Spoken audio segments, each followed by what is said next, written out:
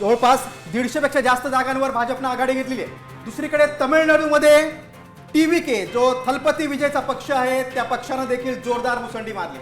पश्चिम बंगालमध्ये टीएमसी आणि भाजपात चुरस वाढलेली आहे. भाजप 134, टीएमसी 127 जागांवर पुढे आहे. पश्चिम बंगालमध्ये भाजपचं स्वप्न पूर्ण होणार का? कारण अमित शहानी सांगितलं होतं की आम्ही सुवर्ण बंगाल करू.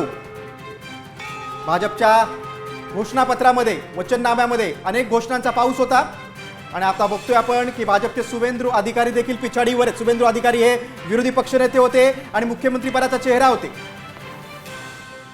पश्चिम बंगालमध्ये भाजप आणि टीएमसीत काटेकी टक्कर आहे. गेल्या 15 वर्ष 2011 पासून टीएमसी म्हणजे तृणमूल काँग्रेसची सत्ता होती, ममता बॅनर्जी यांची सत्ता होती. मात्र भाजपनं जोरदार टक्कर दिलेली आहे. आसाममध्ये बघा 126, आसाममध्ये भाजप हॅट्रिक करते.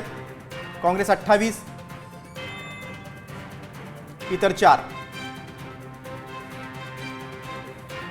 हिमंता शर्मा यांची जादू आसाममध्ये पुन्हा एकदा दिसलेली आहे. कडवट हिंदुत्वाची लाईन त्यांनी घेतली होती. आसाममध्ये एकूण 126 जागा, भाजप 93+ आहेत, काँग्रेस 27+ आणि इतर 4.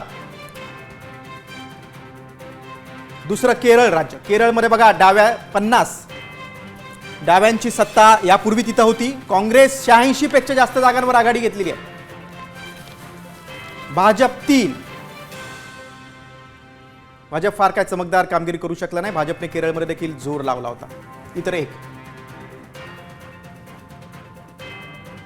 देशामध्ये एकमेव राज्य होतं डाव्यांचं ते म्हणजे केरळ. मात्र त्या डाव्यांची सत्ता जाणार असं चित्र केरळमध्ये आहे. काँग्रेस आणि आघाडीची सत्ता येणार कारण 86+ जागांवर पुढे. सगळ्यात महत्त्वाचं राज्य पश्चिम बंगाल 293 जागा आहेत एकूण. भाजप 141 जागांवर आघाडी आहे. टीएमसी म्हणजे तृणमूल काँग्रेस 121 जागांवर आघाडी आहे. काँग्रेस 1, डावे 1, इतर 4 असं चित्र आहे. भाजप इतिहास घडवणार का याकडे संपूर्ण देशाचं लक्ष लागलेलं आहे. मागच्या वेळेला 2021 मध्ये भाजपनं 77 जागा मिळवल्या होत्या.